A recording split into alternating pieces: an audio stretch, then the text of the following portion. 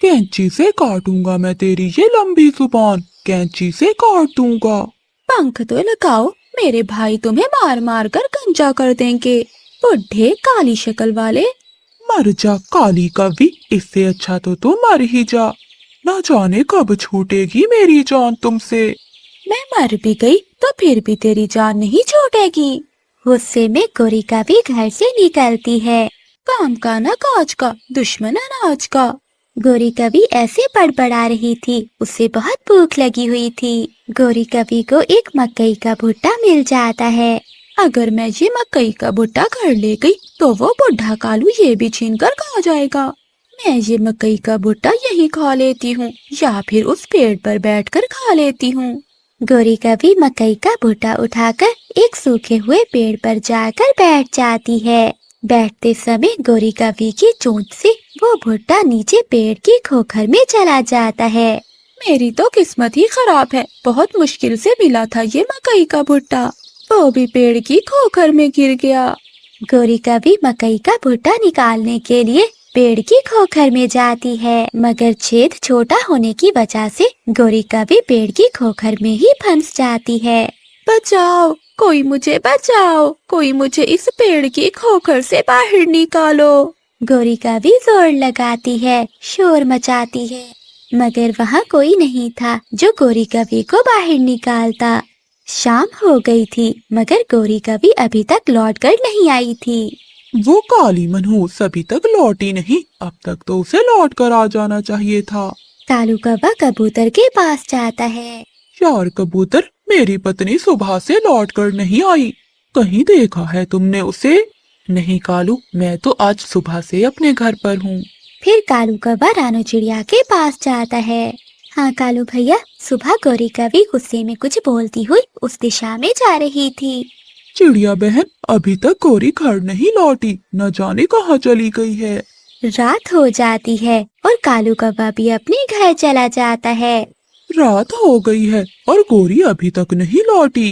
कुछ सोचते हुए कालू कौवा खुशी से झूमने लगता है। मर गई, गोरी मर गई, मेरी जान उस काली कवि से छूट गई।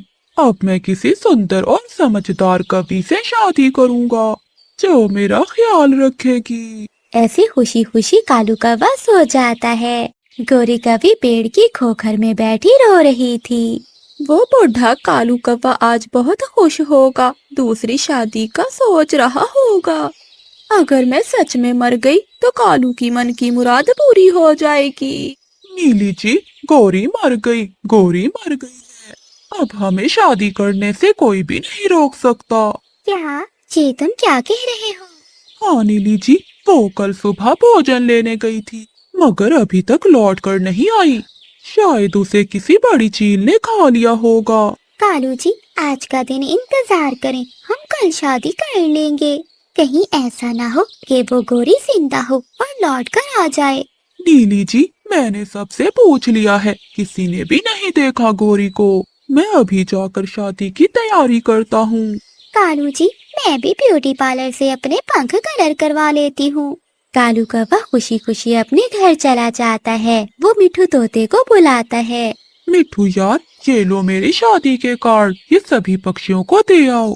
कालू, क्या तुम दूसरी शादी कर रहे हो?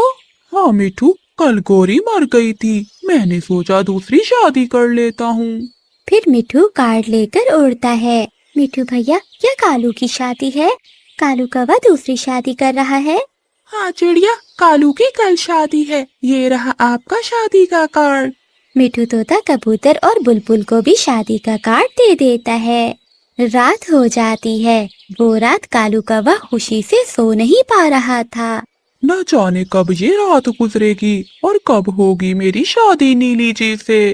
कहीं गोरी वापस ना आ जाए। नहीं नहीं, ऐसा नहीं हो सकता। अब तक तो उसे किसी जंगली जीव ने खा भी लिया होगा। कालू कौवा अपनी शादी की पगड़ी पहनकर तैयार हो रहा था।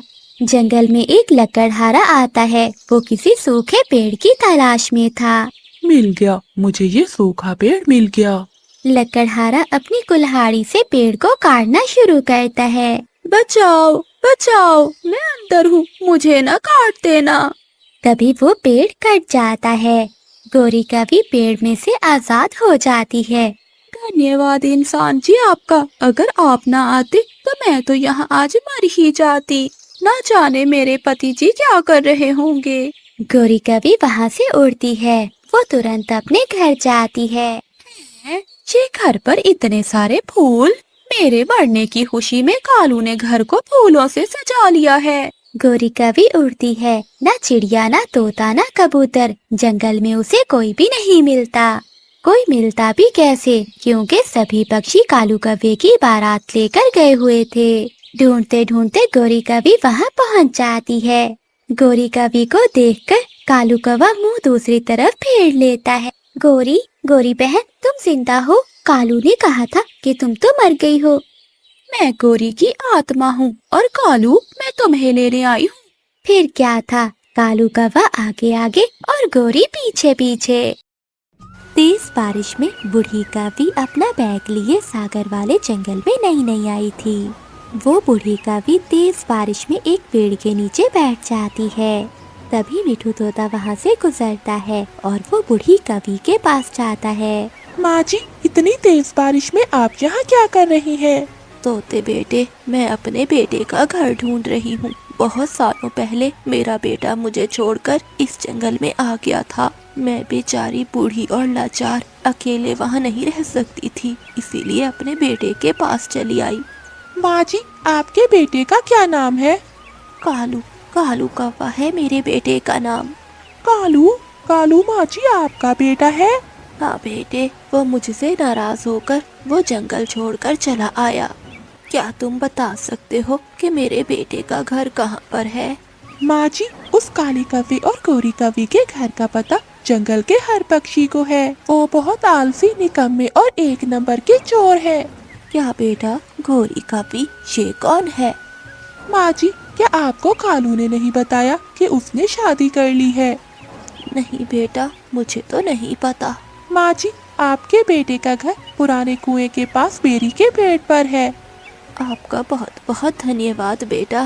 फिर वो बूढ़ी कवि वहाँ से कालू कवि के घर जाती है। वो दरवाजे पर दस्तक देती है। कालू जी, इतनी तेज बारिश में इस समय कौन आ गया है? जाओ, जाकर दरवाजा खोलो। गौरी, मुझे बहुत ठंड लग रही है, तुम खुद जाओ और जाकर दरवाजा खोल दो। निकम्मे कहीं के, कभी तो कोई काम कर लिया करो। इस समय भी न जाने कौन आ गया है सर खाने। फिर गौरी कवि गुस्से में दरवाजा खोलती है। अरे बुढ़िया, इतनी तेज बारिश में घर में आराम नहीं आता, यहाँ क्या कर रही है? बेटा, क्या ये कालू कौवे का घर है? हाँ, घर तो ये कालू का ही है, मगर बुढ़िया तू तो बता, तुझे कालू से क्या काम है? आवाज सुनकर कालू कौवा भी बाहर आ जाता है। मम्मा, माँ जी, आप यहाँ क्या कर रही हो? क्या ये बुढ़िया तुम्हारी माँ है? फिर कालू कौवा अपनी माँ को अंदर ले जाता है। कालू बेटे, मुझे तुम्हारी बहुत याद सता रही थी, इसलिए मैंने वो जंगल छोड़ दिया और तुम्हारे पास आ गई हूँ। अब मैं हमेशा तुम्हारे साथ ही रहूंगी। क्या हमेशा हमारे साथ रहोगी? बेटे, तुमने शादी कर ली और मुझे बताया तक नहीं। तुम्हें क्या यही काली कवि मिली थी? इससे तो सुंदर कवि हमारे जंगल में थी। माँ जी, काली नहीं गौरी, गौरी नाम है मेरा और मैं अपने जंगल के सबसे सुंदर कवि हूँ। हाँ हाँ बेटी, वो तो दिख ही रहा है। माँ, ये बैग में क्या लेकर आई हो? कालू, क्या हो सकता है बैग में? 2 जोड़ी कपड़े ही होंगे, वो भी पड़े हुए। फिर वो बूढ़ी कवि वो बैग खोलती है जिसमें बहुत सारे गहने थे। बेटा, ये मेरे कुछ गहने हैं, इन्हें अलमारी में रख दो। गौरी कवि की आंखें तो फटी की फटी ही रह जाती हैं। माँ जी, इतने गहने आपने कहाँ से चोरी कर लिए? काली कवि, चोरी के नहीं है, ये मेरे अपने हैं। ये गहने मुझे कालू के पिता ने बनवा कर दिए थे, मैंने आज तक इसे संभाल कर रखे हुए हैं। फिर कालू की माँ वो सारे गहने अलमारी में रख देती है। अगली सुबह हो जाती है। गौरी कवि अलमारी के पास खड़ी थी। क्या देख रही हो? ये गहने मेरे हैं, हट जाओ यहाँ से, कहीं चुरा तो नहीं लिए? नहीं नहीं माँ जी, मैं तो अलमारी की सफाई कर रही थी।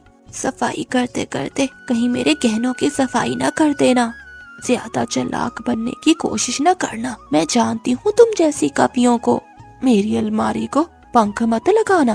बूढ़ी सासू माँ जी, जब तुम मरोगी तो तब भी ये गहने मेरे ही होंगे। अरे काली कव्वी, इतनी आसानी से मैं मरने वाली नहीं हूँ। फिर गौरी कवि अपने कमरे में चली जाती है। कालू, शादी से पहले तुमने कहा था कि तुम्हारा कोई नहीं है, तो अब ये बूढ़ी माँ कहाँ से आ गई? मैंने तुम्हें पहले ही बता दिया था कि मैं अकेली रहना चाहती हूँ, किसी के साथ नहीं। अब तुम मुझे नया घर बनवा दो, मेरा गुजारा तुम्हारी माँ के साथ नहीं हो सकता। जब देखो वो बूढ़ी मेरे पीछे ही पड़ी रहती है। गौरी मेरी माँ है, अगर कुछ कहे भी तो सुन लिया करो। माँ है तो मैं क्या करूँ, मुझसे नहीं सुन होती तुम्हारी माँ की चली कटी बातें। दूसरे दिन कालू कौवा दूसरे जंगल जाने की तैयारी करता है। अपना ध्यान रखना मेरे बेटे। और माँ, आप भी गौरी से ज्यादा लड़ाई ना करना। बेटा, मैं कौन सी लड़ाई करती हूँ उस काली कवि से। उसकी नजर तो हर समय मेरे गहनों पर ही है कि कब मैं मरूं और कब वो मेरे गहने ले ले। फिर कालू कौवा वहाँ से चला जाता है। फिर गौरी कवि बाहर जाती है और अपनी सहेली नीली कवि से सलाह करती है।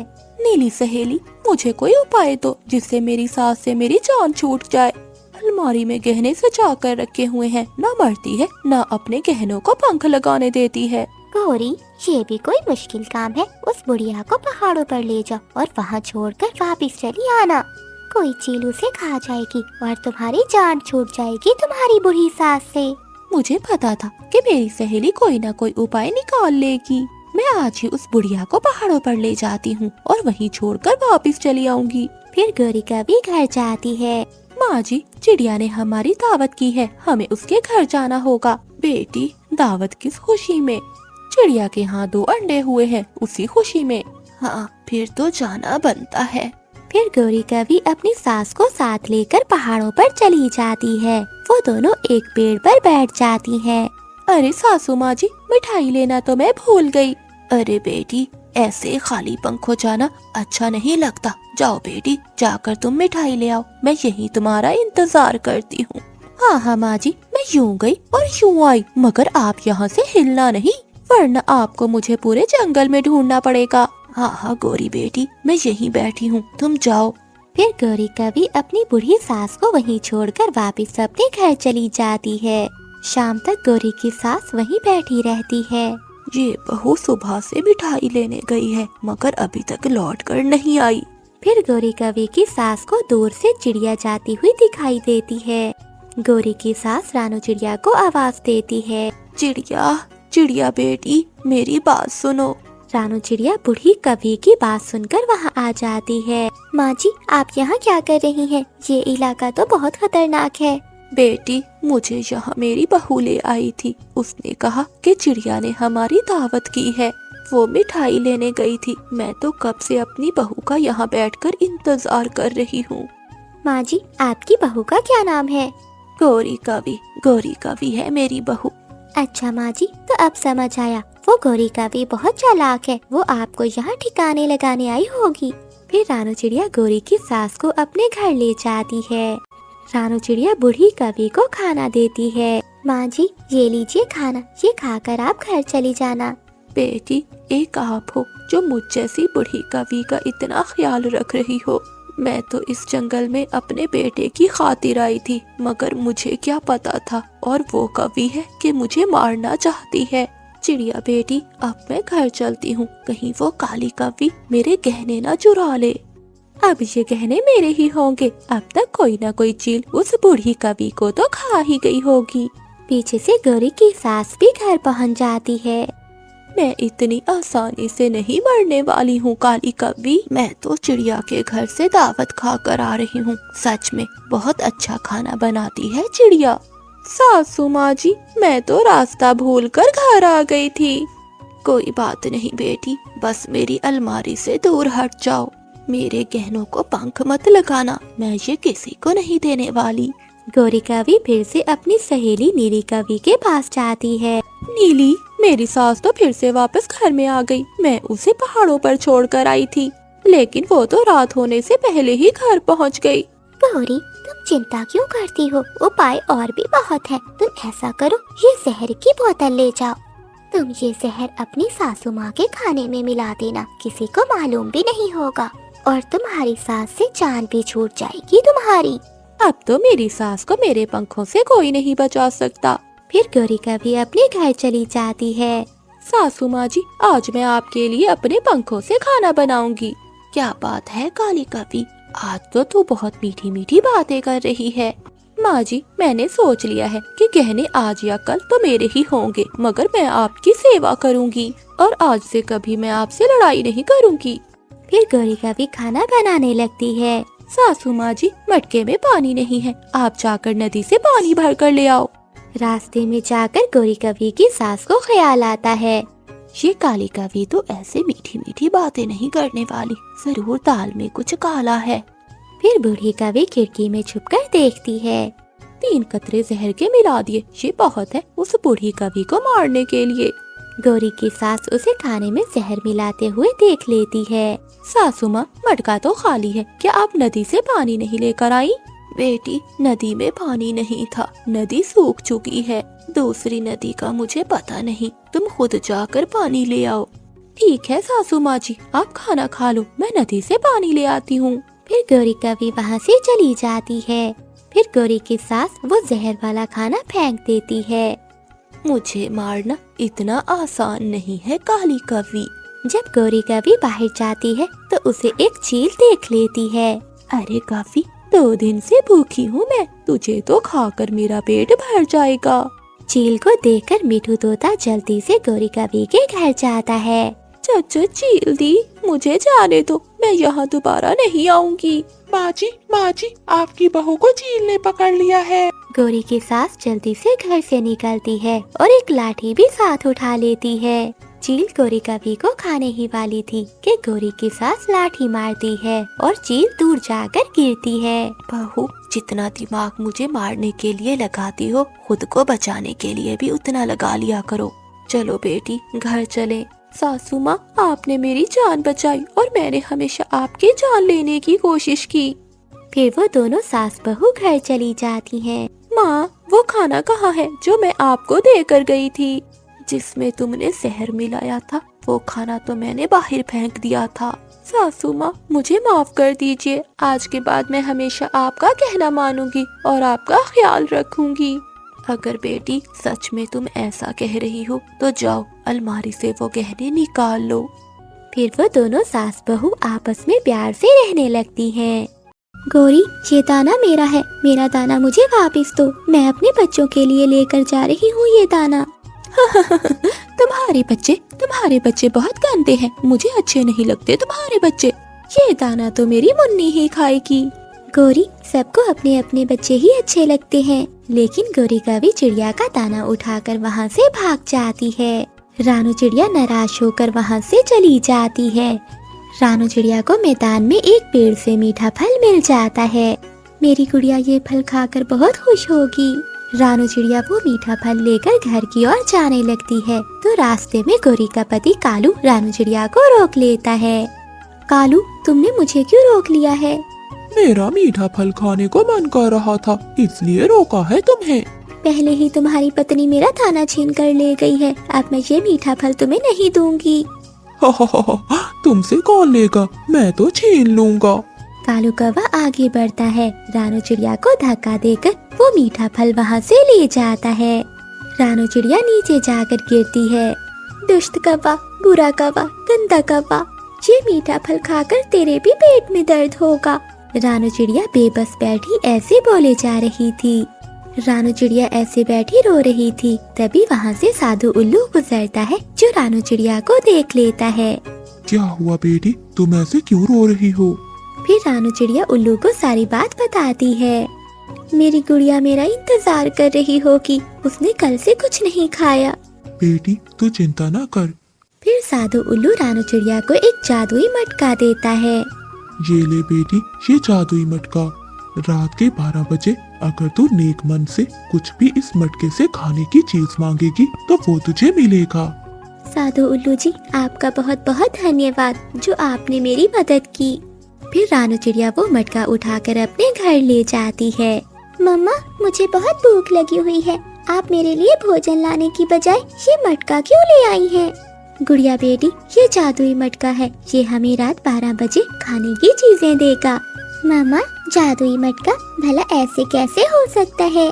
गुड़िया बेटी, ये तो मुझे भी नहीं मालूम। ये देखने के लिए हमें रात 12 बजे तक इंतजार करना होगा। ऐसे ही रात हो जाती है और रात के 12 बज जाते हैं। गुड़िया बेटी, 12 बज गए हैं, अब हम मटके से कुछ खाने की चीज मांगते हैं। मामा, मुझे मीठे मीठे फल खाने हैं। ठीक है गुड़िया बेटी। ए जादुई मटके, हमें खाने के लिए मीठे मीठे फल दो। रानू चिड़िया के मांगते ही मटका मीठे फलों से भर जाता है। अरे वाह मम्मा, ये तो सच में जादुई मटका है। हाँ गुड़िया बेटी, मुझे तो अभी तक विश्वास नहीं हो रहा। अगली सुबह रानू चिड़िया मीठे फल लेकर कबूतर के पास जाती है। कबूतर हैरानी से पूछता है, रानू बहन, इतने सारे मीठे फल ये कहाँ से लिए आपने? ये सारे मीठे फल मेरे जादुई मटके ने दिए हैं। रानू चिड़िया वो फल कबूतर को देकर वहाँ से चली जाती है। कबूतर अपने आधे फल मिठू तोते को दे देता है। मिठू तोता अपने फल खा रहा था कि वहाँ गोरी कभी आ जाती है। ओए मिठू तोते, ये मीठे फल मुझे दे दो। नहीं नहीं, ये मीठे फल मुझे कबूतर ने दिए हैं, मैं तुम्हें नहीं दूंगा। फिर गोरी कभी कबूतर के पास जाती है। कबूतर कबूतर, मुझे भी मीठे फल दे दो। ये चिड़िया ने अपने जादुई मटके से लिए हैं, ये मीठे फल मेरे हैं, ये मैं किसी को नहीं दूंगा। जादुई मटके का सुनकर गोरी कवि की आंखें खुली की खुली ही रहती हैं। गोरी कवि जल्दी से अपने घर भागती है। कालू कालू, बहुत बुरा हुआ, चिड़िया को कोई जादुई मटका मिला है जो चिड़िया को मीठे मीठे फल और भोजन देता है। गोरी, आज रात हम छुप कर देखेंगे, अगर वो सच में जादुई मटका है तो कोई मुश्किल नहीं, हम उसे चोरी कर लेंगे। चोरी करना मेरे लिए बहुत आसान है। रात हो जाती है। कालू कौवा और गोरी कवि रानू चिड़िया की खिड़की में छुपकर बैठ जाते हैं। जैसे ही रात के 12 बजते हैं तो गुड़िया अपनी मम्मा से कहती है, मम्मा, रात के 12 बज गए हैं, आज हम अपने जादुई मटके से मिठाई और मीठा हलवा लेंगे। फिर रानू चिड़िया जादुई मटके से कहती है, ए जादुई मटके, हमें मिठाई और मीठा हलवा दो। रानू चिड़िया के ऐसे कहते ही वहाँ मिठाई और मीठा हलवा आ जाता है। गोरी कवि और कालू कौवा आंखें फाड़ फाड़ कर ये सब कुछ देख रहे थे। अगली सुबह हो जाती है। जैसे ही रानू चिड़िया अपनी बेटी के साथ बाहर जाती है तो कालू कौवा रानू चिड़िया के घर में घुसकर वो जादुई मटका ले जाता है। वो जादुई मटका चुरा कर वहाँ से भाग जाता है। कालू, इस जादुई मटके को अलमारी में छुपा दो, अगर चिड़िया ने देख लिया तो वो ले जाएगी। फिर रानू चिड़िया और गुड़िया भी अपने घर आ जाती हैं। वो अपना जादुई मटका ना देखकर बहुत परेशान थी। गुड़िया बेटी, हमारा जादुई मटका नहीं है। मम्मा, हमारा जादुई मटका हमारे पास आ जाएगा, कोई भी हमारा मटका चोरी नहीं कर सकता। कौवा और कवि रात के 12 बजने का इंतजार कर रहे थे। जैसे ही रात के 12 बजते हैं तो कालू कौवा गोरी कवि से कहता है, गोरी, हर समय मुझसे लड़ती रहती हो, अब मांग लो जो भी मांगना है तुमने। हाँ हाँ कालू जी, मैं मांगती हूँ। पहले जादुई मटके, मुझे सोने का एक बड़ा सेट दे दो। गोरी कवि के ये कहते ही मटके से सांप निकलना शुरू हो जाते हैं और वो गोरी और कालू के पीछे भागने लगते हैं। कालू कौवा और गोरी कवि मुश्किल से जान बचाकर वहाँ से भाग जाते हैं। बचाओ बचाओ, कोई हमें इन सांपों से बचाओ। शोर सुनकर रानू चिड़िया वहाँ आ जाती है। चिड़िया, गलती से हमने तुम्हारा जादुई मटका चोरी कर लिया है, प्लीज हमारे घर में जाओ और अपना जादुई मटका ले जाओ। गोरी, अच्छाई के बदले अच्छाई मिलती है और नेकी के बदले नेकी, लेकिन बुराई के बदले हमेशा बुराई ही मिलती है। तुम दोनों बहुत बुरे हो और चोर भी, इसलिए वो जादुई मटका तुम्हारी कभी भी मदद नहीं करेगा। गोरी कवि मिठू तोते से अमरूद छीनकर खा रही थी कि गोरी कवि के पेट में दर्द शुरू हो जाता है। ओए गंदे मोटी चोंच वाले, क्या मिलाया है इस अमरूद में? मेरे पेट में बहुत दर्द हो रहा है। गोरी, जब दूसरों के फल चोरी करके खाओगी तो पेट में तो दर्द होगा। गोरी कवि के पेट में बहुत दर्द था। वो जल्दी से अपने घर जाती है। थोड़ी ही देर बाद गोरी कवि अपने घोंसले में एक अंडा दे देती है। अरे वाह, मेरा पहला अंडा, अब मैं माँ बनूंगी और कालू जी पिता। तभी कालू कौवा भी आ जाता है। कालू जी देखो, मैंने अंडा दिया है। गौरी, अब मैं पिता बनूंगा और तुम माँ। कालू जी, हमारा घर तो टूटा हुआ है, अगर ये छत नीचे गिर गई तो हमारा अंडा तो टूट जाएगा। गौरी, चिड़िया का लकड़ियों का पक्का घर है, क्यों ना कुछ दिनों के लिए तुम चिड़िया के घर रहने चली जाओ। हमारा पहला अंडा है, मैं नहीं चाहता कि हमारे बच्चे को कुछ हो। ठीक है कालू जी, आप मुझे मेरा दाना पानी चिड़िया के घर ही दे जाया करना। मैं रानू चिड़िया के घर ही चली जाती हूँ। गौरी कभी अपना अंडा उठाती है और रानू चिड़िया के घर चली जाती है। वो चिड़िया के दरवाजे पर दस्तक देती है। रानू चिड़िया बाहर आती है। गौरी, आहिस्ता आहिस्ता दस्तक दो, मेरे बच्चे सो रहे हैं। सॉरी सॉरी चिड़िया, तुम्हें तो मालूम है मेरा घोंसला टूटा हुआ है। देखो चिड़िया, मैंने आज पहला अंडा दिया है। मेरा दिल बहुत डर रहा है, अगर हमारा घर टूट गया तो मेरा अंडा भी टूट जाएगा। तो गौरी बहन कालू से कहें कि आपके घर की मरम्मत कर ले। वो मेरी कहाँ सुनता है। चिड़िया, मैं अपना अंडा लेकर तुम्हारे घर रहने के लिए आई हूँ। गौरी कवि की बात सुनकर रानू चिड़िया परेशान हो जाती है और चुप कर जाती है। चिड़िया, परेशान क्यों हो रही हो? जब मेरा बच्चा अंडे से निकलेगा तो मैं यहाँ से चली जाऊंगी। ठीक है गौरी। फिर रानू चिड़िया मान जाती है और गौरी कवि को घर के अंदर ले जाती है। गौरी बहन, मेरे 2 बच्चे हैं, है तो मुश्किल, लेकिन मैं आपको कुछ दिनों के लिए यहाँ रख लेती हूँ। हाँ हाँ चिड़िया, इधर मेरा बच्चा अंडे से बाहर आया और मैं गई। इस तरह गौरी कवि रानू चिड़िया के घर में रहने लगती है। कालू कौवा अपने घर से निकलता है। वो सेब के पेड़ से मीठे मीठे सेब खाता है और फिर नदी के किनारे जाकर बैठ जाता है। गौरी से तो जान छूट गई, अब मजे से सो लेता हूँ। ऐसे ही शाम हो जाती है, मगर कालू कौवा गौरी के लिए दाना नहीं लेकर जाता। कुकू कुकू, मुझे भूख लगी है, अपना दाना मुझे दे दो। नहीं नहीं, ये दाना मुझे मम्मा देकर गई हैं। गौरी आंटी छोटे बच्चों से चीजें लेकर नहीं खाते। बच्चों, मैं तो मजाक कर रही थी। गौरी कवि का भूख से बुरा हाल था। ये कालू का बच्चा अभी तक नहीं आया। एक बार चिड़िया आ जाए तो मैं जाकर पूछती हूँ कालू को। रानू चिड़िया ने दाना ढूंढ लिया था। रानू चिड़िया अपने घर आती है तो गौरी कवि रानू चिड़िया से कहती है, रानू बहन, तुम मेरे अंडे का ध्यान रखना, मैं कालू को देख कर आती हूँ। मैं भूख से मर रही हूँ और वो मेरा दाना अभी तक नहीं लेकर आया। गौरी, कालू कौवा तो नदी के पास सो रहा है। गुस्से में गौरी कवि कालू कौवे के पास जाती है। कालू के बच्चे, तुम यहाँ सो रहे हो और मैं भूख से मर रही हूँ। मम्मा, मैं भी भूखा ही हूँ। गौरी, मैंने भी आज कुछ नहीं खाया, जंगल में अब दाना नहीं है, आज तुम चिड़िया से ही दाना लेकर खा लेती। कालू, सच्ची बात बता, मुझे आज चिड़िया के घर में बहुत अच्छी नींद आई। मेरा तो दिल करता है कि मैं हमेशा हमेशा चिड़िया के घर में ही रहूं। गौरी, अंडे से बच्चा बाहर आ जाए, फिर देखेंगे।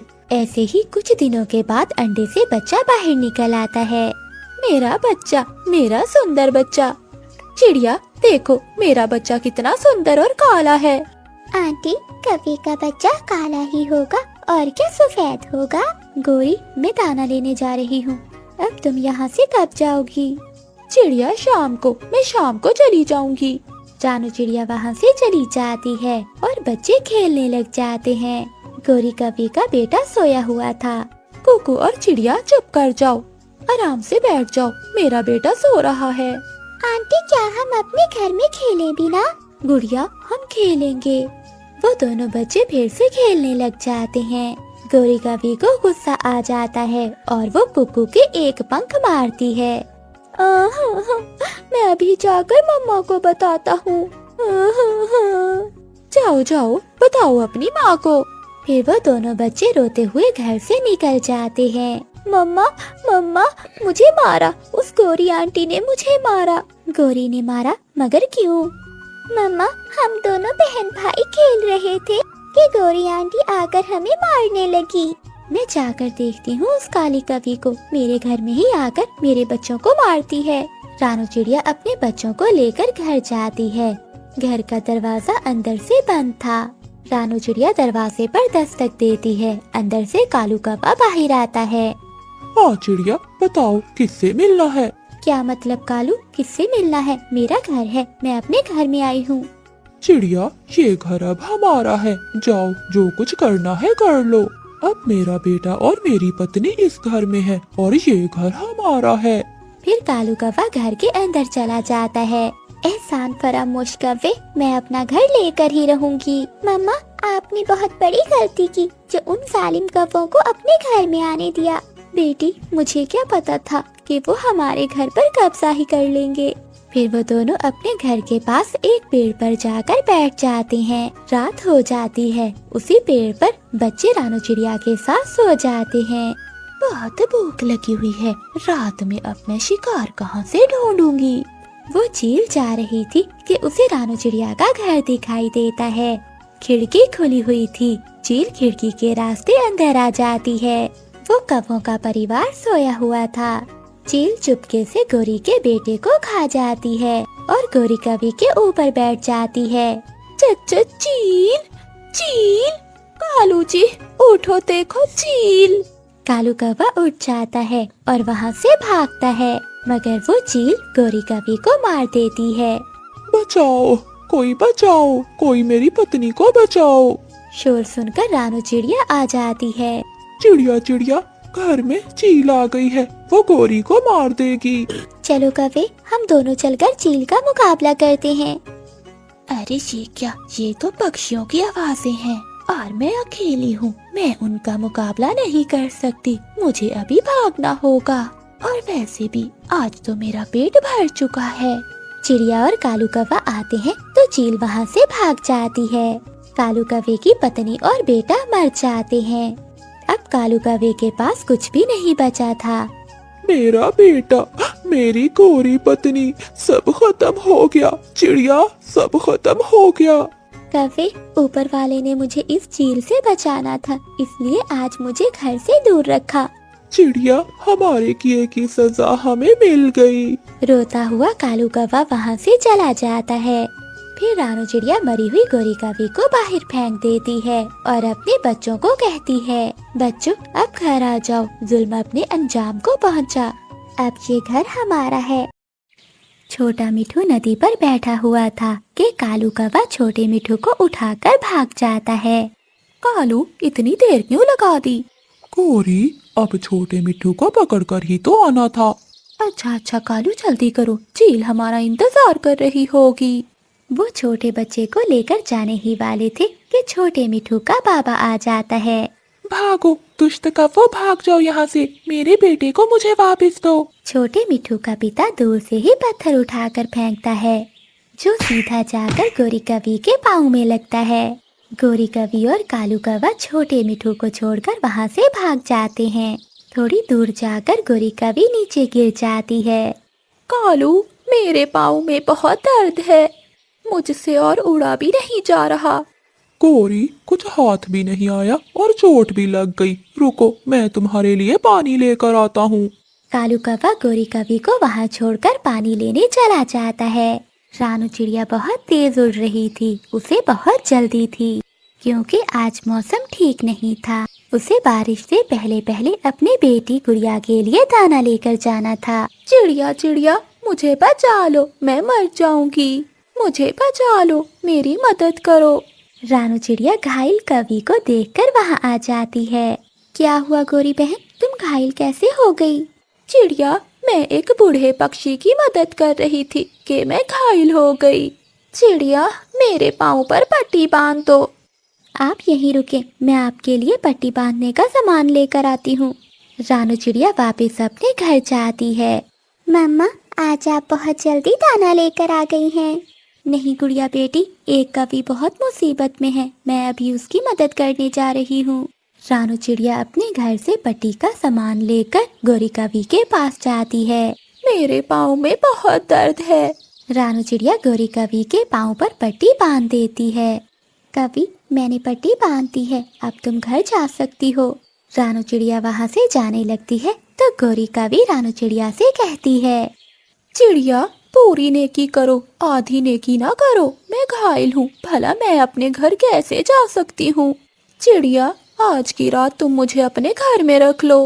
थोड़ी देर सोचने के बाद रानू चिड़िया गोरी कवि से कहती है, ठीक है कवि, मैं अपनी बेटी के लिए दाना ढूंढ लाऊं, जाते समय मैं तुम्हें ले जाऊंगी। रानू चिड़िया वहाँ से चली जाती है और कालू कौवा गोरी कौवी के पास आता है। गोरी, यहाँ तो दूर दूर तक पानी नहीं है। अरे गोरी, तुम्हारे पाँव पर पट्टी किसने की? कालू, शिकार मिल गया। एक पागल चिड़िया मेरी बातों में आ गई है और उसके घर में एक छोटी चिड़िया भी है। अब कालू, हम उसे आसानी से पकड़ सकते हैं। गोरी, मगर वो कैसे? कालू, बस तुम बेरी के पेड़ पर मेरा बैठकर इंतजार करना, मैं वहाँ रात को आऊंगी। रानू चिड़िया दाना ढूंढ लेती है। जैसे ही रानू चिड़िया दाना ढूंढती है तो वहाँ तेज बारिश शुरू हो जाती है। अगर मैं कवि की मदद न करती तो अब तक मैं अपने घर में होती, मगर वो घायल थी और दर्द में थी। रानू चिड़िया बारिश में ही वापस उड़ती है और गोरी कवि के पास आती है। गोरी कवि, जल्दी से मेरे पीछे पीछे आ जाओ, बारिश और भी तेज होने वाली है। गोरी कवि उड़ती है, वो चिड़िया के पीछे पीछे जाती है।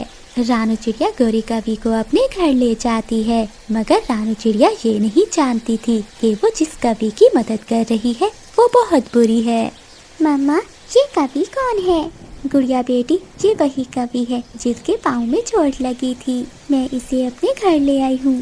मम्मा, मगर आप तो कहती हैं कि कवों का कभी विश्वास नहीं करना चाहिए, कवि बहुत बुरे होते हैं। मगर ये कवि घायल है और मुसीबत में है। गोरी कवि गुड़िया की बात गौर गौर से सुन रही थी। नहीं नहीं गुड़िया, मैं बुरी कवि नहीं हूँ, मैं तो बहुत अच्छी कवि हूँ। मैं तो सभी पक्षियों की बहुत मदद करती हूँ। रानू चिड़िया गोरी कवि को अच्छा भोजन देती है। रानू चिड़िया गोरी कवि को नया घोंसला देती है और खुद अपनी बेटी के साथ पुराने घोंसले में सो जाती है। बारिश भी जोरों पर थी। आधी रात को गोरी कवि उठ जाती है। वो चुपके से गुड़िया को उठाकर वहाँ से खिड़की के रास्ते भाग जाती है। मुझे छोड़ दो, मुझे छोड़ दो, बुरी कवि आंटी, मुझे छोड़ दो। मगर गोरी कवि तेजी से उड़ते हुए बेरी के पेड़ पर जाती है। ये गोरी की बच्ची खुद चिड़िया के घर में मजे कर रही है और मुझे यहाँ बारिश में भीगने के लिए छोड़ गई है। अब ऐसी बारिश में मैं कहाँ जाऊँ? तभी कालू कौवे को गोरी कवि के उड़ने की आवाज आती है। आ गई, मेरी पत्नी आ गई। कालू जी, मैं अकेली नहीं आई, देखो देखो, मैं तो साथ में शिकार भी लाई हूँ। हाँ गोरी, अब हम ये छोटी चिड़िया चील को बेच देंगे और फिर जंगल के अमीर कौवे बन जाएंगे। कालू, बारिश बहुत तेज है, थोड़ी देर बैठकर बारिश रुकने का इंतजार करते हैं। गोरी, वो देखो सामने एक पेड़ की खोखर, हम दोनों चलकर वहाँ बैठ जाते हैं और इस छोटी चिड़िया को यहाँ पेड़ से बांध देते हैं। आंटी, गोरी आंटी, मुझे छोड़ दे, मैं यहाँ बारिश में मर जाऊंगी। प्लीज आंटी, मुझे छोड़ दे। कोई बात नहीं गुड़िया, वो चील आंटी भी तुम्हें मार कर ही खाएगी। फिर वो दोनों कौवा और कवि गुड़िया को पेड़ से बांधकर पेड़ की खोखर में जाकर बैठ जाते हैं। गुड़िया, मेरी बेटी गुड़िया, गुड़िया बेटी, कहाँ हो तुम? और वो घायल कवि भी नहीं है, मैं धोखे में आ गई। वो काली कवि मेरी बेटी को उठा कर ले गई। रानू चिड़िया तेज बारिश में घर से निकलती है। वो तेज बारिश में अपनी बेटी को ढूंढ रही थी। गुड़िया, गुड़िया बेटी, कहाँ हो आप? कालू कौवा और गोरी कवि पेड़ की खोखर में सो जाते हैं। उसी पेड़ में एक सांप भी रहता था। जैसे ही सांप की नजर उन दोनों पर पड़ती है तो वो उन दोनों को जाकर डस लेता है। मर गया गोरी, मर गया, मुझे सांप ने डस लिया है। कालू, मुझे भी सांप ने डस लिया है, मुझे बचा लो कालू। तुम दोनों मरोगी और मेरा भोजन बनोगी। गुड़िया भी सामने ये सब देखकर बहुत डर रही थी। वो सांप दोनों कौवों को मार देता है। रानू चिड़िया अपनी बेटी को ढूंढ रही थी कि उसे रास्ते में कबूतर मिलता है। क्या हुआ चिड़िया, तुम आधी रात को बारिश में क्यों भीग रही हो? कबूतर भैया, वो दुष्ट कौवे मेरी गुड़िया को उठा कर ले गए। मैं अपनी गुड़िया को ढूंढ रही हूँ। चिड़िया बहन, जब मैं आज भोजन लेने गया तो कालू कौवे को बेरी के पेड़ पर देखा था और जब मैं वापिस आ रहा था वो तब भी वहीं बैठा हुआ था। चलो चिड़िया बहन, बेरी के पेड़ के पास चलकर देखते हैं, हो ना हो उन दोनों की ही साजिश होगी। फिर राणा चिड़िया और कबूतर दोनों बेरी के पेड़ पर जाते हैं। गुड़िया, गुड़िया मेरी बेटी, आप ठीक हो? मम्मा जल्दी चलिए, यहाँ बहुत बड़ा सांप है जिसने दोनों कौवा और कवि को खा लिया है। फिर मामा चिड़िया और कबूतर दोनों गुड़िया को आजाद करते हैं और साथ लेकर वहाँ से चले जाते हैं। ऐसे गुड़िया अपने घर सुरक्षित पहुँच जाती